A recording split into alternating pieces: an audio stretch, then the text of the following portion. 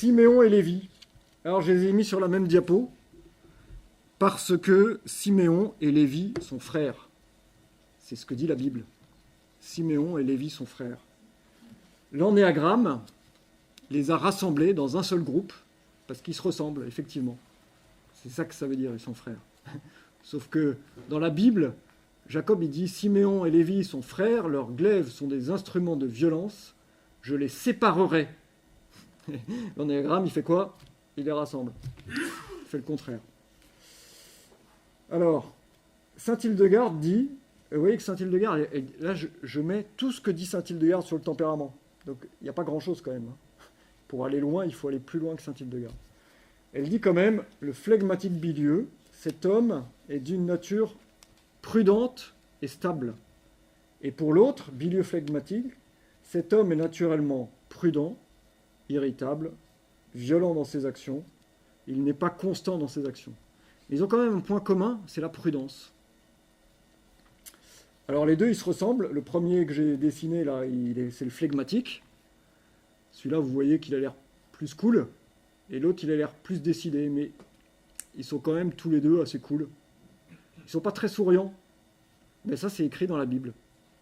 Simon et Lévi sont frères. Et dans la phrase, je vais essayer de vous la citer de mémoire, et il dit, dans leur colère, ils ont tué un homme, donc ils sont violents, et dans leur joie, ils ont contenu le chant.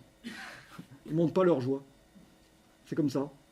Alors c'est pas toujours facile pour les autres, parce que c'est voilà, quand on vit avec quelqu'un qui montre sa colère, mais qui ne montre pas sa joie, vous comprenez ce que ça peut faire. Mais il faut le pardonner, c'est sa sensibilité, c'est comme ça. Après, il faut qu'il fasse des efforts. Alors, Siméon, ça veut dire l'écoute, c'est le premier. Et Lévi, ça veut dire le lien, celui qui fait des liens et qui attache. Et l'ennéagramme, il les a appelés les médiateurs. C'est quoi un médiateur? C'est quelqu'un qui fait le lien. Vous voyez, qu'en cherchant les noms, ils sont quasiment arrivés au nom de la Bible. Et alors, il y a quelqu'un qui a lu mon bouquin, qui m'a dit, ben moi, j'étais dans le groupe des médiateurs, mais je ne me sens pas du tout médiateur, moi, je suis fait pour écouter les autres. Donc je lui dis, ben, lis ce qui est marqué dans mon bouquin. Il m'a dit, ben voilà, c'est exactement ça.